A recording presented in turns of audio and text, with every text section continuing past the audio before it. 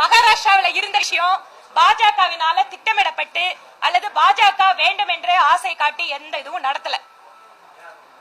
கட்சியை நடத்தக்கூடியவர்கள், கட்சியினுடைய தலைவர்கள், கட்சியிலே வேலை செய்தவர்களுக்கு, கட்சியிலே முக்கியமாக தீவிரமாக ஈடுபட்டு அந்த கட்சியை வளர்த்து வருகின்ற தலைவர்களை எல்லாம் புறந்தள்ளிவிட்டு தங்களுடைய மகன், மருமகன், மனைவி என்று போகின்ற பொழுது பாஜக பண்ண வேண்டியதில்லை. அந்த கட்சியிலிருந்து அவர்களே எங்களை நாடி வருகிறார்கள். அதனால இங்க எங்க மேல யாரும் தப்பு சொல்ல வேண்டியதில்லை. அந்த கட்சியினுடைய தலைவர்கள் அங்கு ஜனநாயக ரீதியாக நடந்து கொள்ளாவிட்டால் மகாராஷ்டிராவில் நடக்கிறது தமிழகத்தில் மட்டும் இல்ல, இன்னும் பல்வேறு மாநிலங்களில் நடக்கிறதுக்கு வாய்ப்பு இருக்கு. ஒவ்வொரு முறையும் இந்த மாவட்டத்தினுடைய பொறுப்பு அமைச்சர் 200 கோடி ரூபாய் இருக்கு, 200 கோடி ரூபாய் கொடுத்திருக்கோம்னு சொல்றாரே தவிர அந்த 200 கோடி ரூபாய் என்ன ஆச்சுங்கிறது இந்த கவுண்டமணி செந்தில் வாழைப்பழ காமெடி மாதிரி தான் நாங்க பாக்குறோம்.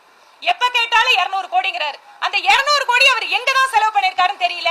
இன்னைக்கு வரைக்கும் கோயம்புத்தூர்ல ரோடு படுமோசமா இருக்கு. தமிழ்நாட்டில் தலைவர்